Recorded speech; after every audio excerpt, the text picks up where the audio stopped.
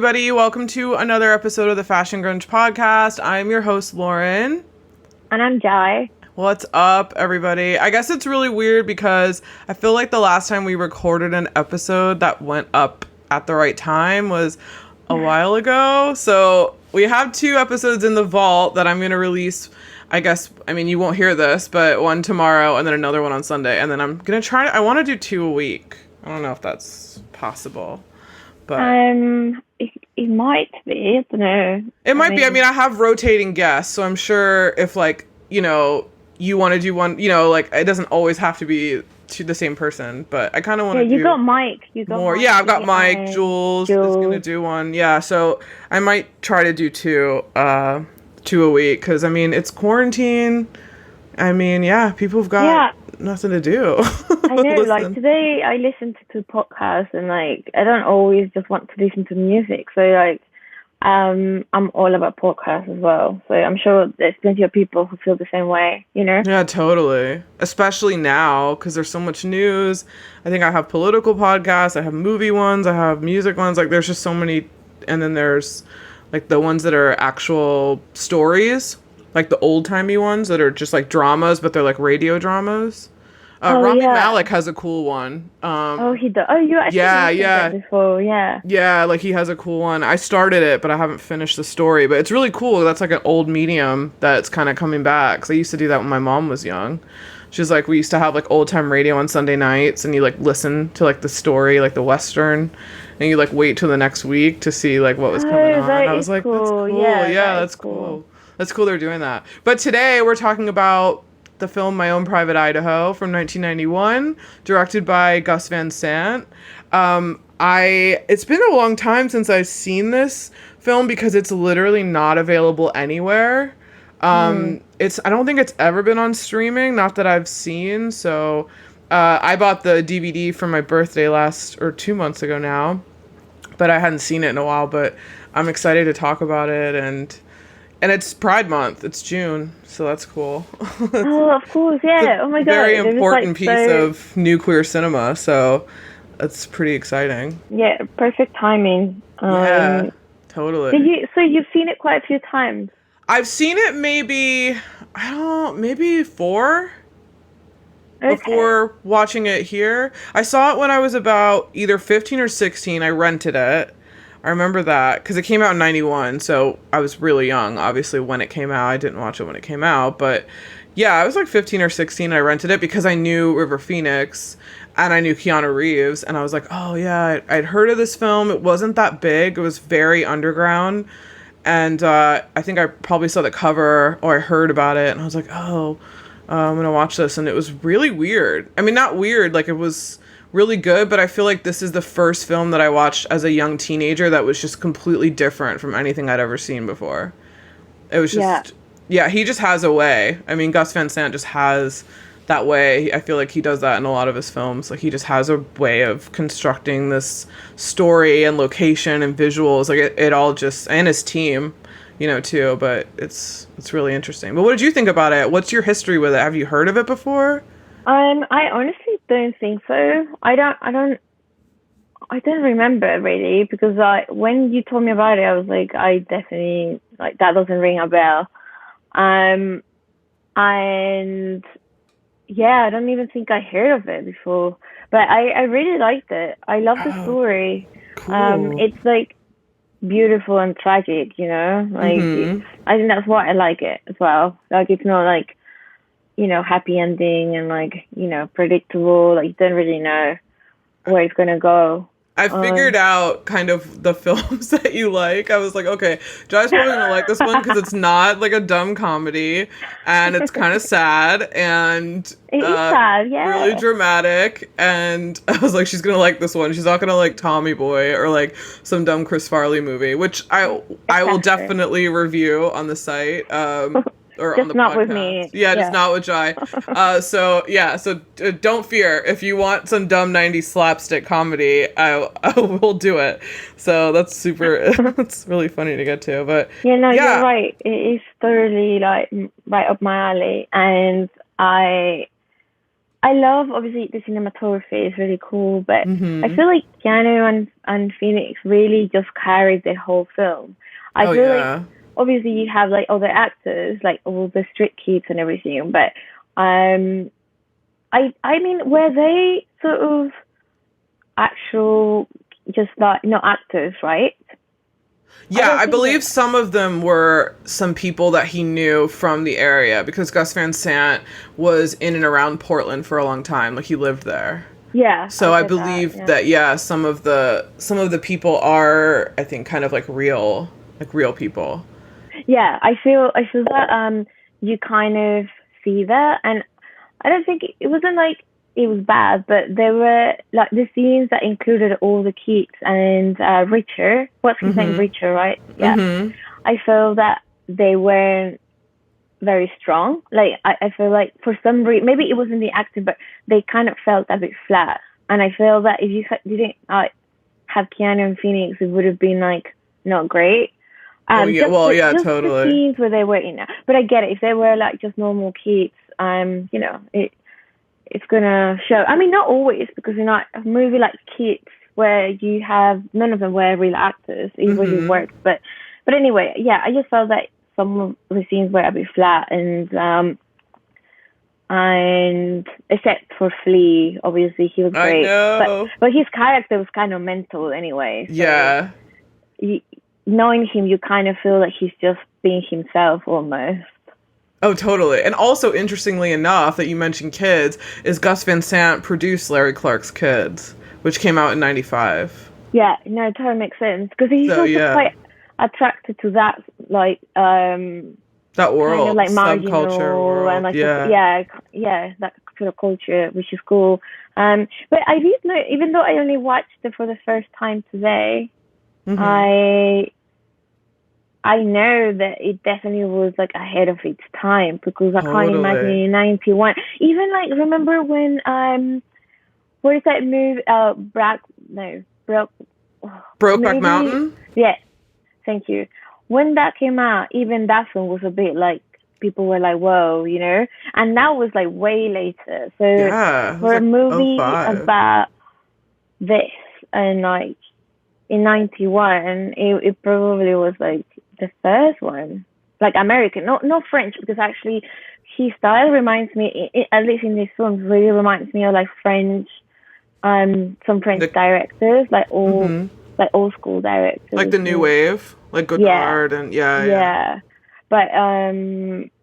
but yeah, like I thought it was like really beautifully done, and I love how abstract the sex scenes were filmed because That they, that's listed in one of my favorite is in one of my favorite scenes is like I love how all the love scenes are like stills yeah, and they're just like because almost like slow motion, like a yeah, stop like you motion. couldn't exactly, and I feel that they were abstract, but then look beautiful and surreal, and they weren't like disturbing or anything at all. You know, it was just kind of No. beautiful. Like, yeah, I love that. It's just a really beautiful film.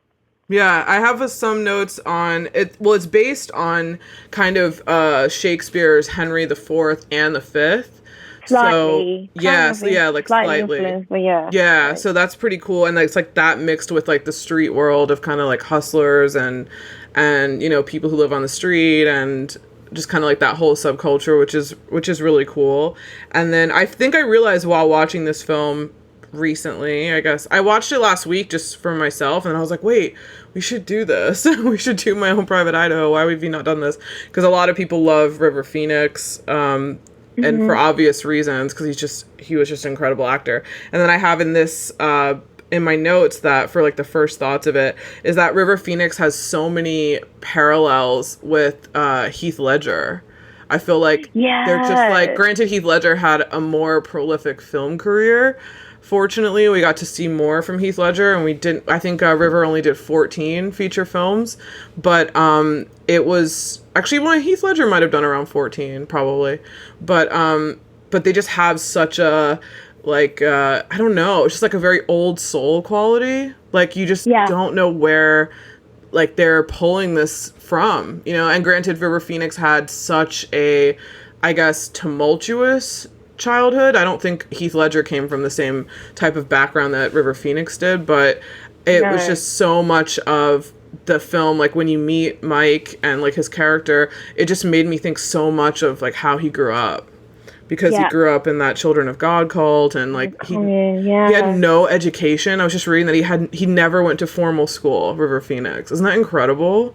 Yeah, I Like think isn't it the same for Joaquin Phoenix? I don't think he's a bit either. younger, so I think that by the time that I think Joaquin was pretty young, and I think River I think was the oldest of the Phoenix family. So I think by the time that Joaquin was maybe like 10 or something, like River was just like, he was just out there more. He was also really famous when he was young. Like River Phoenix was in Stand By Me, and he was really young. That's true. So he was like, he was famous, I guess, when he was a kid. Like Joaquin was in a few things, but he didn't really start starring in things until like the mid 90s. Yeah. Like it was still River. I think people might have known that he had a younger brother that acted, but it was basically River Phoenix. Like he was, you know, like leading at that point, like doing leading roles and stuff. I'm also surprised he didn't get an Oscar nomination for this film either. But was he not? But the film had, well, maybe he didn't get a nomination, but the critics like were really pleased with his performance. Oh yeah, and it was like they were like, he's amazing. Mm-hmm. He was really amazing, like, because he was so young. I think he was like 21 when he filmed this. Mm-hmm. And Keanu was a lot older, right? Like, I think Keanu's born in like, what is he born in, like the 60s? River Phoenix was born in the... He definitely is like older. Yeah, definitely. It, but... Oh yeah, they are 6 years apart. Okay, Keanu yeah. and River Phoenix. So yeah, it's really crazy. Like I thought of also, I also think this is my favorite Keanu Reeves movie. After watching it, I was just, because I was thinking of all the films that I've seen him in, and we'll definitely get to some other Keanu films. Like we could go in like a whole chapter of Keanu. Point Break is another one of my favorites, basically because it's a sick action movie directed by a woman, so that's why I really love it. But it's this one I feel like is, people always give Keanu Reeves flack for being kind of like this dumbass, just because he did a lot of those. He has that kind of, his voice is very much like, hey man, like surfer, whoa, you know, he has that kind of, just the way he talks.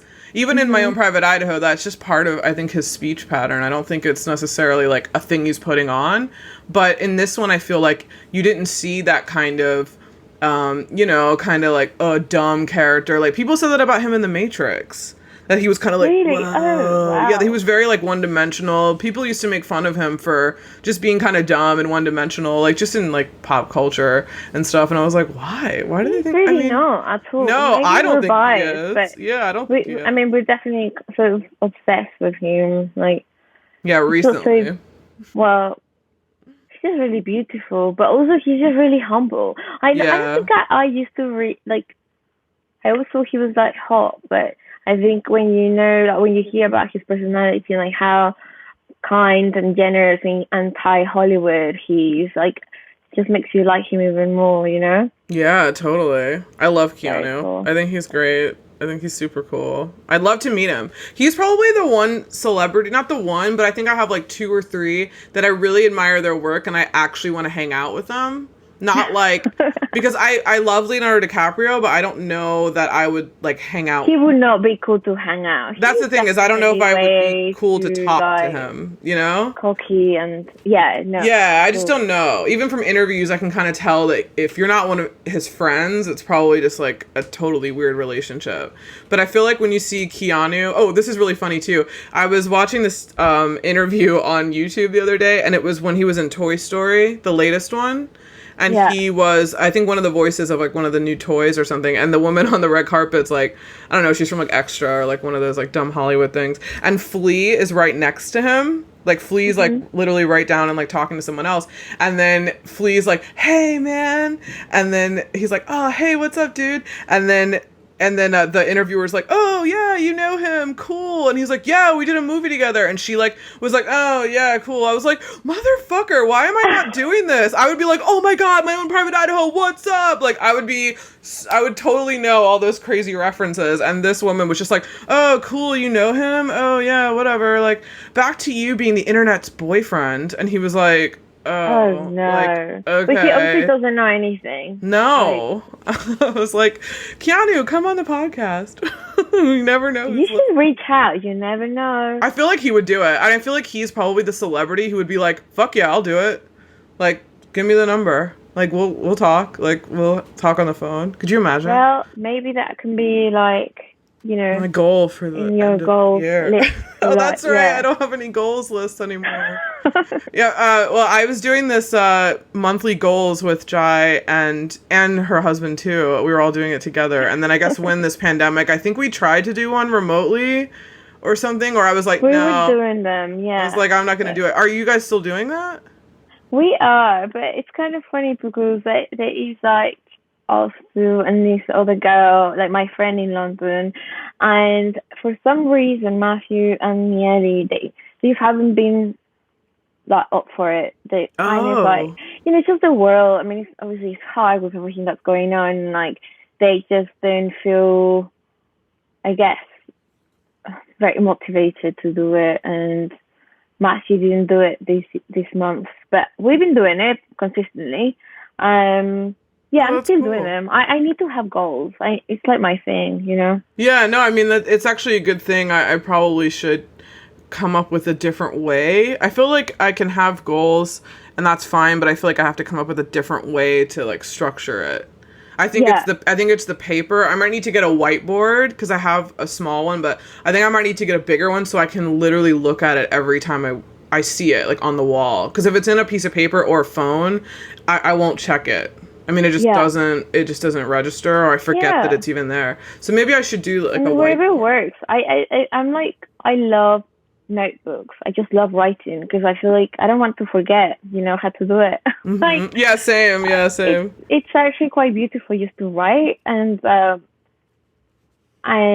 not to rely on the computer on or your phone to spell things, because everything is like Hmm. autocorrect or whatever. Yeah. So I don't know. Like you could do little things. Like you could have one of those boards on your wall and just like Yeah, the little vision boards. kind of, yeah. I don't Yeah, know. I think I it's should do cool. something. Yeah. I should do Well, something. anyway, why did we talk about goals? Oh yeah, Keanu and like Oh yeah, the goal is you to should get probably Keanu on the invite. podcast. Yeah, so if anyone out there listening knows his people, whatever, you know the email. Get in touch. Oh, by the way, like and subscribe to this motherfucking podcast.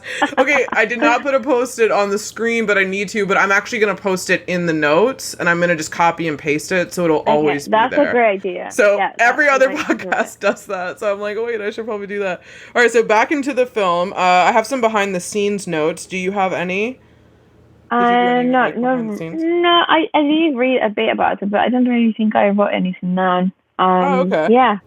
All right, so I just watched a little bit of the documentary that is on the DVD, which is also on YouTube, which I'll write in the notes probably on the post on the website. But Drugstore Cowboy, which is another film that I have that I need to watch again, which I guess we could also do. It's another film by Gus Van Sant. I think it was like 89. It was like almost 90s. But that film was made first, but he really wanted to get My Own Private Idaho done. And he showed the script to lots of studios, and they were kind of like, I don't know, like, this is, like, kind of a weird topic, like, we don't really want to go in for it, so Drugstore Cowboy was made first, and that did pretty well, so I think that kind of propelled him to be able to get this film done, which was obviously really great. And the crew in the beginning of the documentary, the crew and every like principal cast and all that, they all just talk about how it was just like a moment in time where everything just aligned, like everything was good. Everyone just loved the energy on the set. Everything that was just done, it was just kind of like right place, right time. So it's one of those films that kind of just came and was meant to be made almost. And then after he did Drugstore Cowboy, he went back to Portland and decided to do a film that was based, like a regional film in like his backyard, like a place that he knew really well, and just kind of wanted to tell this story because I think the original treatment had it taking place in Hollywood Boulevard, and he was just like, they were like, no, like that's just not going to be the same film. Like it's so much better that it takes place in Oregon. And yeah, and it's also for the time, too. It's like early 90s. I mean, let us not forget Pacific Northwest was really hot. at the time. Like it was, grunge, Seattle, the That's whole right. Yeah. yeah, the whole nine. Obviously, like the clothes. I mean, everything was very to the minute, to the moment of how the world was. So I love that aspect of it. And they said that the script was more of like a jumping off point for the actors, not like a strict guideline. So a lot of the scenes were improvised and kind of taken a little bit further, and which really helped the film too, to like really have a different impact. And I just love Van Sant's films are just so visual, and so many of them are just like visual portraits. They're just like they stand alone with no dialogue. Yeah. A lot of his films are like that. I didn't quite get that from Good Will Hunting, although Good Will Hunting was obviously like his No, commercial film. yeah, Like that that's was a not really big different from release. his other films. Because even Mm-hmm. Elephant is a bit Yep. more low key sort of thing. Like you don't really need. I guess just the other films is like a bigger production and like Yeah, a bigger totally. casting and stuff. But he might have more money for that. I mean, he Yeah, definitely well, did. that was a But big deal. Like, yeah, Robin Williams, it's like, oh yeah, yeah, that already, like, probably got, because I think what Matt Damon and Ben Affleck were unknown at the time. So it's yeah, they lucky they got were. that script made, that they wrote that Yeah, script, and lucky they got it made. So that yeah. was pretty I read some of the stuff you just mentioned too about like he couldn't really get money for the film. They didn't really believe in the story, or they were Mm-hmm. nervous about it. But also, there was another note that I came across, that when he asked Keanu and River Phoenix to be in the film, they were unsure about each other. Like they didn't think the other one would commit. Like they both felt this way. Like Keanu wasn't. He felt that he wanted to do it, but only if Phoenix definitely agreed. Like Mm-hmm. he was kind of like they both weren't sure and they didn't want to just say yes, and then the other person would like, basically kind of like they would only do it if the other person was like 100% like down for it. So they both agreed at the same time. Like Oh, that's yeah, awesome. because they kind of didn't want to do it if the other one wasn't in it, which is kind of cool. Like That's also really cool. I also found out this tidbit, side note about American Psycho, is I don't know if a lot of people know that like Leonardo DiCaprio was meant to do that film, and Mary I Harron. didn't know. Yeah, Mary Harron, who's so dope. I think I probably mentioned this in the punk episode that was just on. I don't really remember, but Mary Harron's like a sick photographer in the punk scene in the 70s, but she also went into film. So she did American Psycho, which is another like Right, you did mention that. I did Yes, mention I this, remember. right? Yeah, yeah. But yeah, if you haven't listened to that episode, I'm going to mention it again, that they really wanted Leo to do it, and she really wanted Christian Bale. She was like, no, I want this unknown guy. Like, I really want it. And the studio was like trying to push her out in order to get Leo in. And she was like, Oh I my don't, God. yeah, she was like, I don't Wow. want Leo in this role. Like, I mean, that's fine, but like, I don't want this movie to be carried by such a huge star. This is post Titanic Leo. So, I mean, that movie would have been completely different if he was like Completely this sex different. symbol Yeah. Titanic dude. Now he's like killing people, like, in a film. So it's like she was like, no, I want to do this with Christian Bale. Like, I think he'd be great. And like, look what the fuck happened. Like, we got Yeah, Christian because Bale. that sort of launched his career. Yeah, totally. Like he really was like amazing as what's his name? Was his name Patrick Richard? Bateman. No, okay, that's Patrick right. Yeah. Bateman, yeah. Yeah, he was so great. I might have to sneak that one in as an episode because that was made in 2000, but it was probably I filmed think so. in Yeah, 99. I think we should do it. We Yeah, should do and it's it. like 80s, Yeah. yeah, because that's such a great one. But I also have, only $2.5 million budget. Like, if I was to ever make a film, granted this was in 91 or like 1990, if I ever was to make a film, which it's in my life goals to eventually make one, short or otherwise, but like, this is the kind of film I'd want to make. I really want to make something that's just super lo-fi and just really all about the stories and the actors and the location. Like, it's so not, it's so not like glossy at all. It's very much it's so real. you. Yeah, Yeah, it's very much real. So I see you doing something like this. It's funny because when I went to Portland, when was that? January. It was this year. Yeah. Yeah, you just Kind of like looks like the same. It hasn't. I mean, obviously some areas have. That there is like, what is that hotel? There's Hoxton Hotel. We stay there. It's like really nice and stuff. But for the most part, you have like one street that's like full of really cool cafes and shops, and then literally the street next to it is completely run down and like there's a lot of people hanging out on the street. Like, Yeah. so I felt like it kind of looked very similar to how it looks now. Like, Which is crazy. It's like 30 it years is. ago.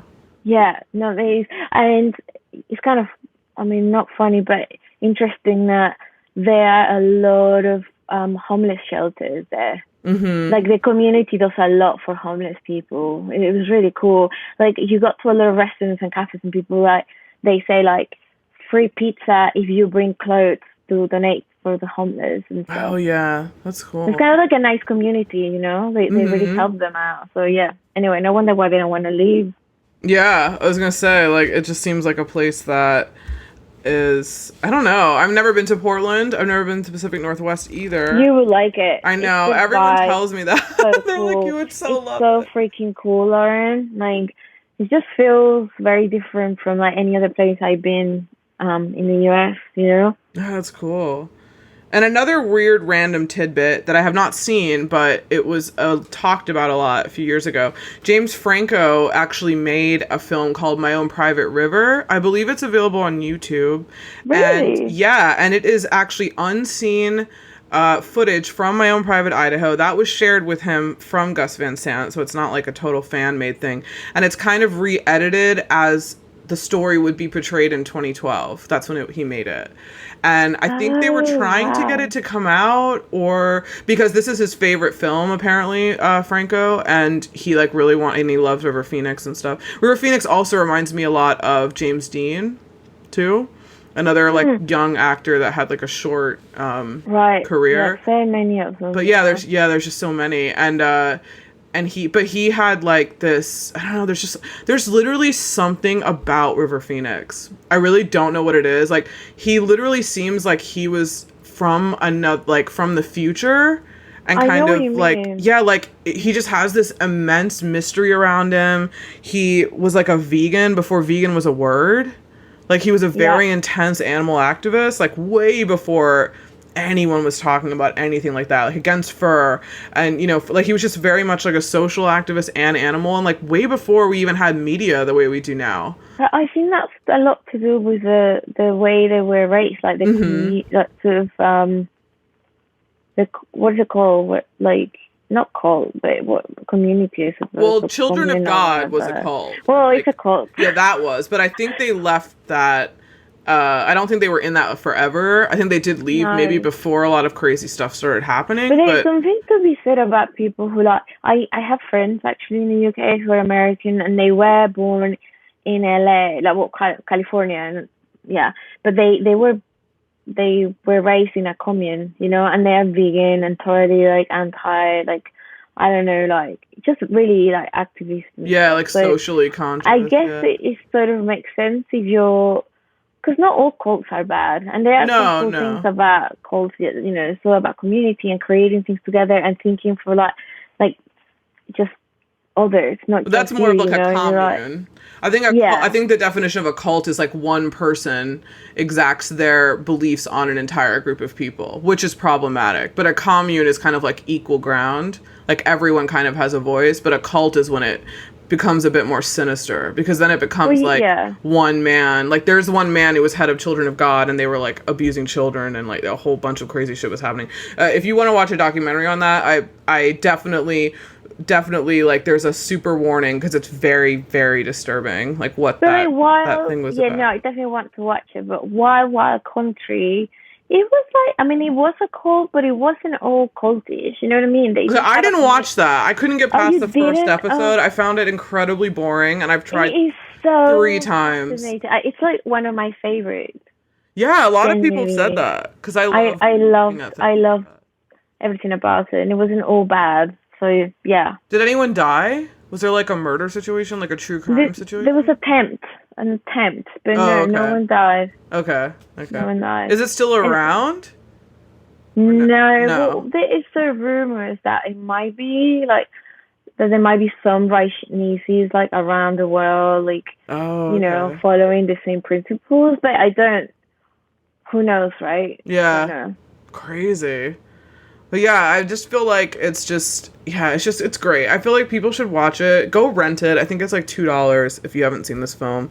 It's not very much, but it's definitely a good $2 well spent if you want to rent it, because you can't stream it anywhere. So I mean, yeah, I definitely think it's one of those films everyone should watch. So, do you have any more behind the scenes notes?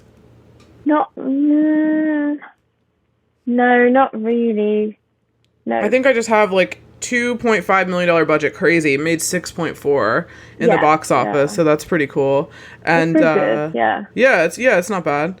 And then the title of this will be "This Road Will Never End," because I always try to get quotes. Very cool. But I have plot points and story. Just a few notes of like how the story just kind of moves through. Like, I just love this is almost kind of getting into like my favorite scenes, but I love the beginning and like the bookends of this film. Like, I love the beginning, and I love how it sets it up. I also love the titles a lot too. I love that color block titles. I think it's just something about that. Yeah, I love it. It's great. And just the progression of it and the pace. It's a quite short film too. It's like only an hour and a half or an hour and 40. It's not like a 2.5 hour film, which it easily could have been, because I feel like I would watch even more of just Keanu and River on a highway in Idaho for like a half hour, like with a voiceover. Like, I would watch that. So, but it's great that it's super succinct, and every scene just is the perfect timing, just the way it moves. It moves really fast, but also not at the same time. It also has really like slow moments. And I love the interaction with the Johns, like the people that they sleep with. I love how and I love how it doesn't over sexualize just sex work in general. It's very much like, this is what we do. We're not really claiming to be gay. We're not really claiming to be straight. We're not really claiming to be anything. Like, this is what we do for survival. And it's very much like, I don't want to say positive, but I love that there was no like really violent rape scene, because you hear about that, and I think some of the kids talk about it in an interview in the diner, but I love how they don't show it, because I feel like we get so much. I mean, Mysterious Skin is a great film by Gregor Rocky, also one of my favorite directors, and there's a really intense rape scene, like a rape scene in that between two men, and I was like, oh, it's really tough to watch. And I'm glad that this film was not like kind of based around that kind of shock factor. It was just way more emotional and kind of like gave you a human connection to people who do this for survival. Yeah, exactly. No, it is for sure. And like, they're so young, and I don't know. I think also it's that sense of community, because they're all friends, and they kind of like help each other out. Yeah. That was like really cool. And they live in this sort of abandoned theater or something, right? So cool. I was like, the amount of shoots I would do in that place. I just like live in there. Just like take pictures of everyone who comes in and out. It's just really cool. And I just love Mike. I love River Phoenix's character. I love how he's narcoleptic. I mean, I don't love that he's narcoleptic, but I just love what that adds to the story. And how it just, like, Keanu takes care of him and, like, wakes up with him. And, oh my God, I just, like, it's just so sweet. Yeah, I just love the whole, like, interaction with them. And, that's why, sorry. That's it. Yeah, what? You. Oh, yeah, what? No, like, it really is just about their friendship, Mm-hmm. Like, I mean, and the other kids, but you really just see Mike and Scott, like, friendship to, I don't know, I feel like, maybe not so much for Scott, but Mikey really relies on him. He doesn't really have anything else. No. He doesn't really have a family, and like, he has a really tough life. I mean, how is someone like that ever going to be able to get off the streets, It's like impossible. He could never have a job. Yeah. It's very sad. Yeah. But I still like capture that like really, just really beautifully, like the scenery is so dreamy, and then I know, I love iconic road, with the sky and the clouds, and it's kind of like, I suppose, captures what Mike is experiencing. Like, he just falls asleep and wakes up, and it's like time goes by, and I don't know, it's just really pretty and dreamy. I don't know.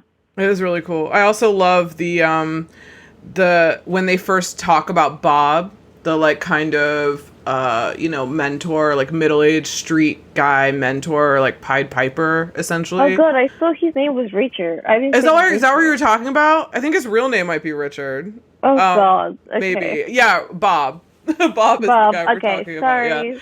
Um, Bob. Yeah. yeah, I love how when Mike and Scott are talking about him in the diner and they're just like, oh yeah, like I heard Bob's coming back in town. And then, Mike's like, oh yeah, you had a thing with him, Scott. Like, he's like, yeah, I love him. Like, I love him more than my own father. Like, he taught me everything I know. And he's just like this, almost like this complete mystical creature. And then I love how when you meet him, when I think Mike wakes up on that rooftop and then you see all of them on different rooftops and then they look Yeah. down and then they're like, hey, it's Bob, he owes me money, or like whatever they said. And I love how they all wake up on different rooftops. Like, I just love that whole sequence. It's just like, and then they actually see him. And then I love Keanu's like, or Scott's kind of relationship with him, and kind of like how Yeah. he treats him, and then how they have this kind of like, it's just really strange, but it's cool. I mean, it's really cool to see like how he kind of But came isn't up. he like, because like he sort of is portrayed as the mentor and like someone who looks after them, but Kind it's of. kind of they're pimp, right? Well, So yeah. so it's kind of complex. Like, no wonder why he has sort of mixed feelings about him, like Scott does, you know? Because I his think own everyone else. father is terrible and Yeah. like this rich asshole. So he clearly has like fucked up dynamics on growing up in general, which ends up coming out in the end of the Yeah. film, where I think Scott says like, yeah, one day I'm gonna just switch. Like, you're not gonna know it, and I'm just gonna like switch and go back to a normal life. And I'm just like, yeah, okay. Like, I don't know how you could possibly do that. And then of course, like throughout the film, that happens. He just, Yeah, I mean, I figure it will happen because he said it, and obviously, his dad is reaching. They well, talk yeah. about his inheritance, like when sort of like he's getting the money when he's 21, But Yeah, like the trust fund. but it's very hard to see him change, like And look down on all the people that he all of was them. surrounded by. Yeah, And he before. completely abandoned Mike. Yeah. Like, Yeah, yeah. completely. And after knowing, I mean, that goes into some of my favorite scenes, but it's that campfire scene. But like, after knowing how Mike really feels about him, he's Oh yeah. still Well, maybe that kind of like, yeah, spurred it helped on. him to, yeah, because he obviously didn't feel that way, and like, I don't know. I think he seemed like such a soft, genuine person, but then at the end, he's just very cold and harsh and cruel, Yeah. Yeah, he But yeah, is. that's his favorite scenes. Okay, let's just talk about those then. Oh, well, that was in one of mine. But then I just had yeah, that's all I had about like the story. Like this. I have more about let's talk about the mood and the fashion and all that stuff before we get to Okay. the scenes. So yeah, what did you think about like the whole mood, like the location, the fashion? Yeah, like I love the contrast of I mean, it's meant to be Idaho, right? So this beautiful road with like blue sky, very dreamy, like painting like, and then you have the scenes on the streets. It's very completely opposite, like setting. So I mean, I really love that, and the costume designer I thought did a really great job, because I know it's silly because it shouldn't be this difficult if you think about it. Like, I'm sure most people are like, oh, you're dressing people as like homeless kids.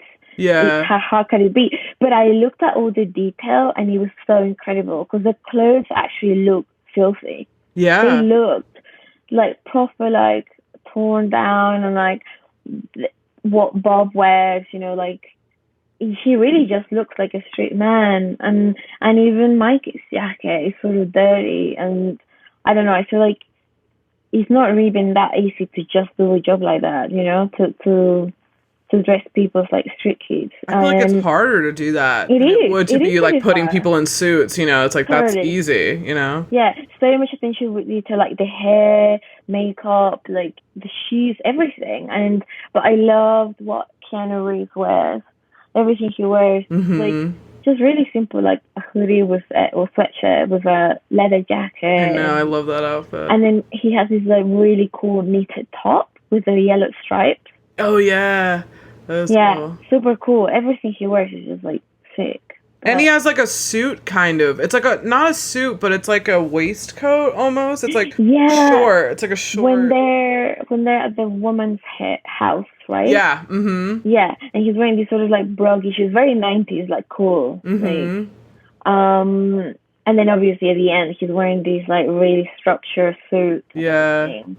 I love the fashion, and even like what Mike wears. He at some point he's wearing like. Yeah, I have his outfits written down. Yeah. Red trousers with, I don't know, like, he does have a yellow jacket that he wears quite a lot.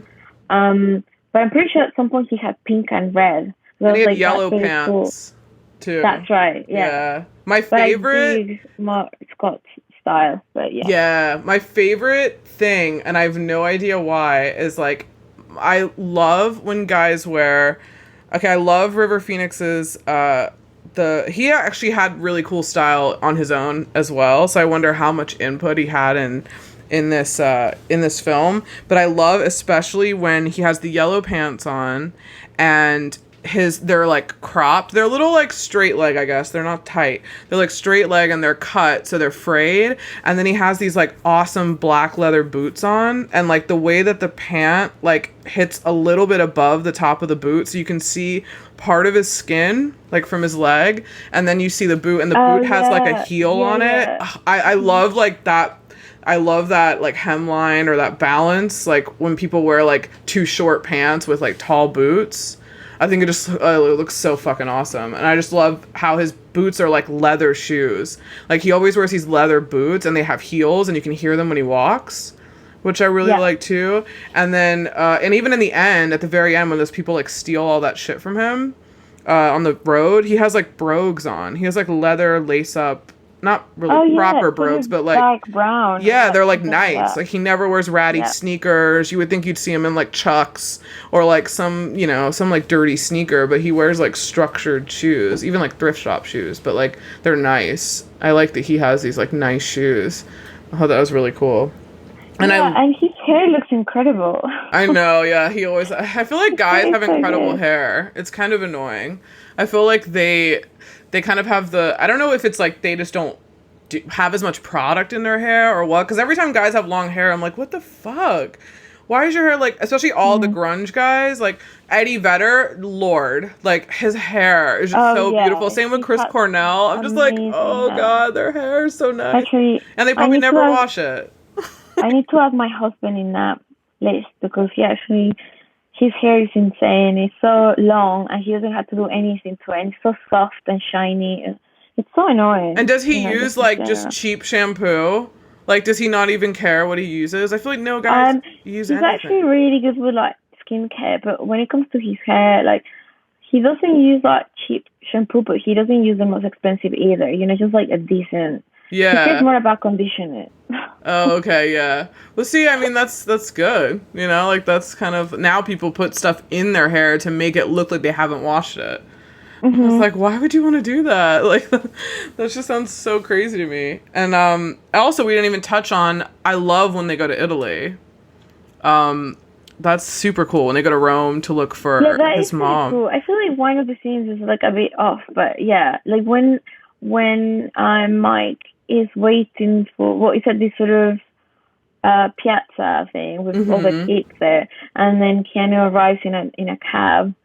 It's kind of weird because like Keanu doesn't go to where Mike is. He goes up where the piazza is with the kids, and it's kind of off. Yeah, it is kind of weird. Together, I was like, what?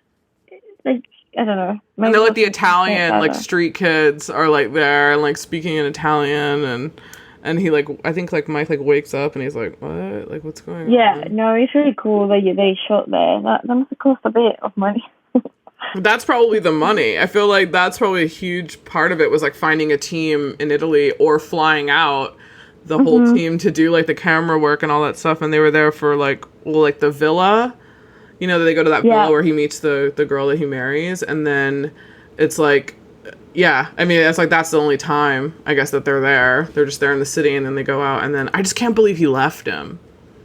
Like that whole scene was so Uh, heartbreaking it when was. Scott's just like, sorry, like I'm gonna marry this woman, and like, like that's it, like I'm leaving you, and he's like, Well, that what? wasn't the worst for me. I think the worst was When he comes back, when you when see him back in town. he. I'll tell you when because it's my favorite scene. Oh, But okay, I'm not okay, gonna cool. say it. Yeah, and I just have like I love also the music variation too. How there's like Yeah. vintage music when that one guy makes him dress up as that like Dutch cleaner boy. It's like this weird like Jai's watching Boardwalk Empire right now, so it's very much reminds me of like the music from like the 20s and 30s and like probably Yeah, it's really 40s old. I too. mean, Yeah. actually, it's not an extensive soundtrack, but for the most part, it's sort of hang on, where is the music here? Okay, yeah, it's kind of like you melodies with no lyrics for the most part, but it kind of has like an old western, not Yeah, no, it completely, but does. Yeah, it's like it country right, western. yeah, Yeah, kind country of, yeah. blues. And then the Yeah. only songs that I recognized that was the All Main Drag by that group.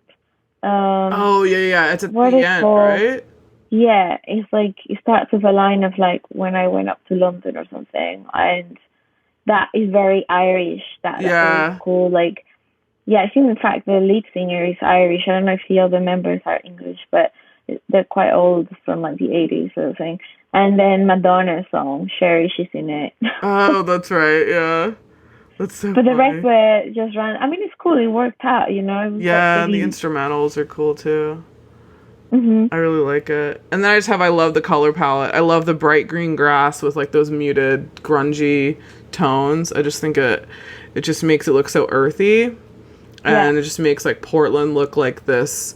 I mean, and I would imagine that England is like this too because of the rain. Like when you go up Oh north yeah. and it's all green, it's like Yeah, we because don't it get. rains so much. Yeah, we don't get that Yeah. here. Same with like Pacific Northwest, why everything's so lush and green, and we have like shitty brown grass, and like sometimes it's green, sometimes it's not. Like it's just kind of like unless you're really crazy about watering, like unless you're like Yeah. nuts, but I mean I'm not, or like we're not. So, um, Yeah.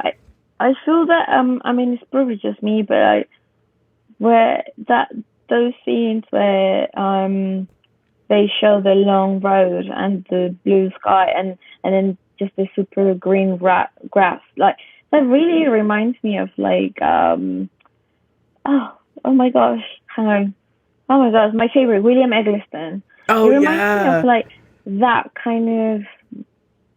I mean, it's a completely different part of the US, right? Because he's from Memphis, but it is kind of that American setting from like Midwest, you yeah, know? totally, yeah. Very cool, That it's really really beautiful. funny. So many like people like photographers that I follow on YouTube, they're just all the ones that are from Europe. They're everyone is just so obsessed with like American suburbia Yes, and it is a American like yeah, totally. landscapes, and a lot of them are definitely inspired by Eggleston. And I'm starting to get more into landscape photography and just like shooting at night and things too, which I want to like get back to. Apparently my mom said that there's some weird dust storm coming from the Sahara that's actually going to hit the southern US that's never happened Really? before, and it's supposed to cause amazing sunsets tomorrow. I will verify Okay. this. This Where will shall I go to see I this? don't know. I'm gonna look. Cause she asked me the other day. She's like, "Did you look up that thing about it? I told you maybe you can go out and like take some photos." And I was like, "Oh fuck yeah!" I was like, yeah, If let me you, look into it. I'm gonna look into it. I will wear gloves and a mask if Yeah, you I was want gonna to pick say me like we up. should And just I do it. literally do not touch any. Yeah, I was like, we I will should wear just the do mask it. all day, I'm like sure you're all. fine. Like, I mean, but wear masks, people. Dear God, we're still in a pandemic. Like, Yeah, we wear masks. yeah, Yeah. like we'll But keep I just distance. But really yeah, you miss don't have to being be in your close. car. Yeah, I was gonna say you don't have to even be close because like I'm outside and we're outside. We're not in like a building, so I think Exactly. we're Yeah. with masks like we'll be fine. So yeah, we should totally do that. Cool. Cause yeah, I'm gonna look it up and I'll let you know post recording. We'll coordinate. Let's move on to favorite scenes, unless you have any more about the mood or anything like that. No, that's I'm happy to move on because I do you have favorite lines as well or not? I don't, but I mean, I would love to hear yours though. Okay. Well, okay, one of my I have three favorite scenes. They're Okay. kind of like a bit weird, but okay. I really like it when Scott gets off his limousine with his girlfriend or wife, and they go into the restaurant, and Bob and the other two boys like see him and follow him. Like, I like the dialogue, like how Keanu Reeves is like, his back is to him, and then Bob is talking to him, and then the light on Keanu is like red, and then his dialogue is like quite cruel. He basically says like, "Don't get near me," blah blah blah. But I just like how tragic that was. It's very sad, you know. Yeah, it really was. So that's one of my favorites. Oh wow, okay. It's sad. I know. I just like the drama. I like dramatic stuff. I can't believe you don't watch reality TV and you love the drama. No, but that's not real. Reality TV is not real. No, it's not. I know it's not. I don't think it's real. That's silly. What's your one of mine? Scene? Okay, yeah, one of yours. One of mine is just all of the love scenes that are in stills. Yeah. I just love all of them. Like, there's one where there's, I think, a threesome with the three of them. It's Mike and Scott and some other guy. The crazy one. Yeah. The German guy. Yeah. I love that. And then I love the one in Italy with Scott and the girl that he meets. I just love the way that they're structured, because I've never seen that. Even now. No, I know. Like, I just never see it. It's like the more explicit, the better, you know? But you see that in like old French films, honestly. Oh, okay. I've only seen a handful. I haven't seen a lot. I probably need to branch out. Yeah, there is you know, the surrealist, like Louis Buñuel. Have you heard of him? But no, he made some films in the 40s and stuff, and they all, I mean, he's Spanish, but they all take reference from, like, because back then, remember, like, Paris was like central, like artist central, basically, and everyone was going there, like, they all kind of exchange ideas. They were all friends, like, you know, Picasso, Dali, all of them. And they really it's kind of like similar to what happened with punk music in like the 70s, you know, how they all were happy to like talk to each other and exchange ideas and inspire each other, you know? It wasn't like a competitive thing. No, it wasn't. It was cool. They were like, oh yeah, I've done this. Maybe I can, you know, use it as a starting point and go from there. Like, it's really cool. Anyway, yeah, so it reminds me of that a lot. So I kind of feel like I've seen it, but it's cool that you've never seen it in like American directors really doing that. What's your other one? I really liked, I mean, again, this is visual because there's not really any dialogue, but actually, no, I'll go for the second one. When they are at the cemetery, because Bob dies, and they all start singing and like throwing the chairs, and like just kind of, and then Scott is there too, but it's obviously very different, and he's just like looking at them. I kind of like that. They're kind of like celebrating Bob, you know, instead of being sad, they just kind of like. That's how I want my funeral to be. I'd love if everyone was just screaming my name and just being like, "Ah, we're so sad." No, I thought that was really cool. And not crying. I kind of like how Keanu, like, or Scott, I guess we're gonna just keep mixing up their actors and names. Yeah, but I like how he looked over at them and just like almost a little bit, he's just like almost like he knows. Jealous. Yeah, he's like jealous. And he like wishes he was there, and he knows all those people.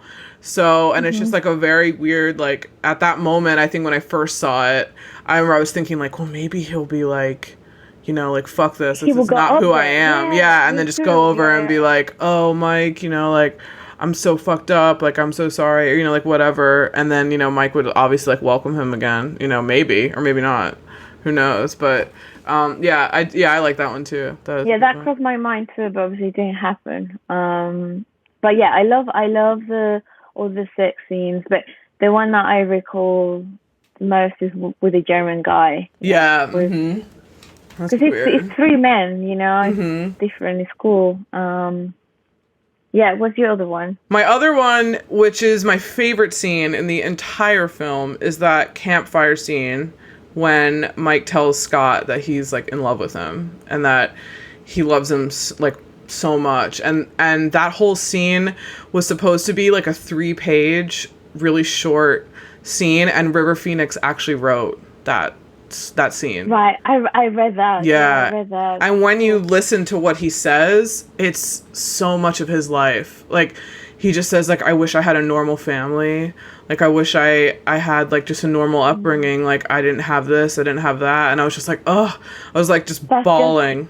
I was just like, that's him. Like, that's him. Totally him. And the fact that he's just, like, in love with him. And Scott's just like, what do you mean? Like, I don't love other men. Like, you know, you can't love other men. And he's like, well, I mean, I love you. And, like, you don't pay me. So, like, you know, like, and there's the way that he kind of is around him after that. Like, it's just like all the walls completely shut down. And I was just like, oh, God, they're like so close. I'm going to cry. Like, oh my God, this is just like they both should have gotten some type of award for that scene alone. I know. Because you just now know what he really feels. It's always kind of danced around, but you know now that it's more than just, you're my friend. Like, he takes care of him. And Scott shows that he loves him, but I just don't think that I don't know if he like realizes, but I think it might not be like a sexual attraction. It might just be like everything but sexual attraction. Like, I emotionally care about you. I'm here for you. I know about your condition. You know, like, I help you through it. We're together. And that's why I was like, God, it's just so shocking that he turned on him after such... I mean, like, Mike just spilled everything. You know, he just kind of just told him, like, this is exactly how I feel. And that's really hard to do, I would assume, between two men in general. And he had no idea how he was going to react. You know, he could have punched him. He could have just left him there in the desert. You know, like, he had the motorcycle. Could have just left him there. Like, you just don't know. Instead, he just hugs him. Yeah, and then he's like, come here. I was like, oh, God. I was like, this is too much. I was like, this is so good. Yeah. I feel that scene is amazing. I like that a lot, but I knew that will be your favorite scene. Yeah. Like, I was just like, I mean, for me, it's like simpler than that, in the sense that when you see, you know, the scene when Scott is like in his car and drives past Mike, like way before the restaurant. That to me, and Mike is sleeping on the street. You know, that to me is like so simple, but it kind of tells you the whole. It's something. Oh, like, he's like moved on. It's unclear whether he sees Mike or not, but he's literally driving past him, and Mike is just like really struggling and sleeping on the street, and kind of he like wakes up and goes closer to his bag or whatever. Like, this is very sad. Like, I like that a lot. Yeah, it just set the tone for what was to come. You know. Yeah, it's true.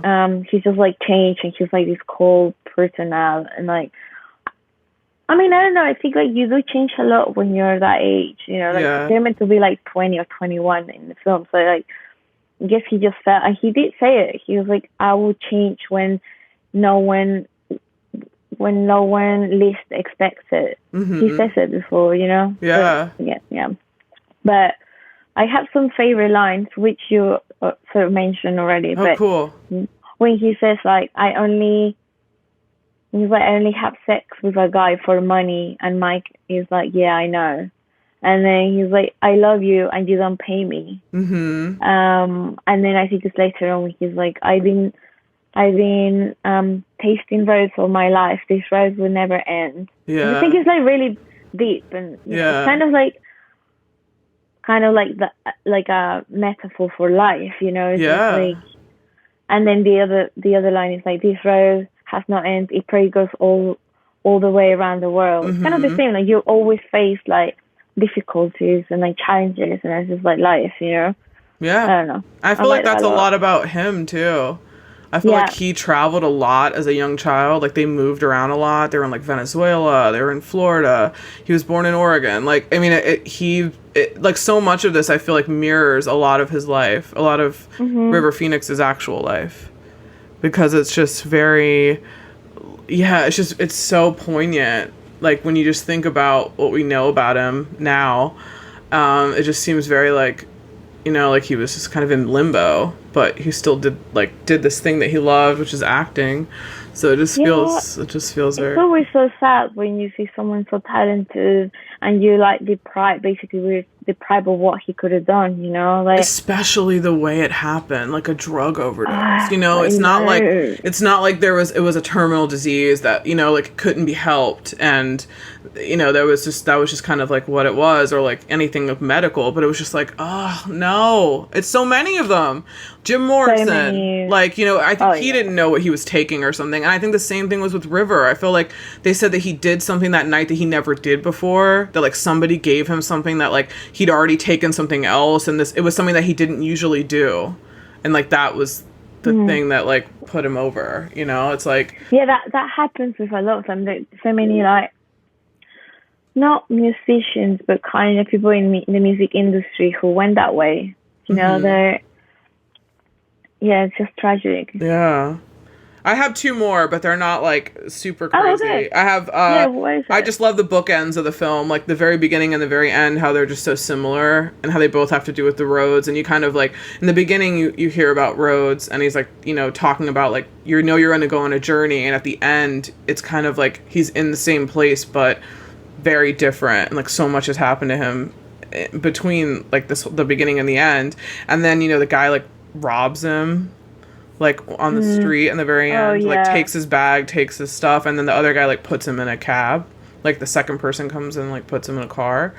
And then the other one I love is I love when they're all those gay magazines and they start talking, and they're like all the different hustlers. That's really cool. I totally forgot. Yeah, I love that. And Keanu's just like, yeah, man, like, you know, if they're willing to pay for it, then like, yeah, man, I'm here. Like, I'll do it. And he's like, what about you, Mike? And he like looks up, and he's like at the newsstand in the other like magazine cover, and he's like, yeah, you know, and they're all talking. Like all the different hustlers are all talking. I really love that. That was really cool. I totally forgot to mention that. That was really great. Yeah, I really love that. Those are all the ones that I had. Yeah, same. I don't have any more. Cool. Well, I'm so excited that we've talked about My Own Private Idaho. I'm glad that you saw it for the first time. I'm glad I watched it. I can't believe I didn't even hear of it before, because it's quite old. I mean, 91. It's a sleeper. It's a definite sleeper. Totally. I feel like we should do. I really want to do something on Gregoraki. I guess I should have planned it more for Pride Month, but you know what? It's Pride Month every fucking month, so it doesn't matter. But it is true. Yeah. So we'll definitely do. Gregoraki came about a bit later in like the new queer cinema movement, but he's way more like my fucking steez. I love Gregoraki so much. He's just this fucking acid trip 90s. It's insane. I love it. And he's worked with so many actors. So I feel like the next one, I feel like we should do a Gregoraki film. I don't know. I'll send it to you, and then you can watch it, and you can, or watch part of it. And if you're like, this is too weird, I don't know, then don't be like afraid. But I feel like you'll like it. I mean, it's not like a slapstick comedy. It's fucking crazy. But yeah, it's cool. It's really cool. But he's another one that kind of came after Van Sant and has done a lot of he's got such a visual style, and his cinematography is just out of this world. Oh, like, out of this world. It's so cool. No, so yeah. So we will catch you on the next one. Like and subscribe, and email us if you have any questions. I have a poll up on the Fashion Grunge Facebook now, just how people listen to podcasts, because I'm curious. I know a lot of people are in other countries where they don't have Apple Podcasts, or they use Spotify, or they use something else. So I'm just wanted to find out how you're listening to it. So if you do get this and you want to email info@fashiongrunge.com, just let me know how you're listening to it. Are you on Google? Are you on there's so many. There's just so many different apps and stuff. So just want to make sure it's all out there. But yeah, this was super fun. And thanks, Jai. Yeah, thank you. Awesome. It was great. It was fun. Thank you for making me watch it. Yeah. We will see you on the next one. Bye. Bye.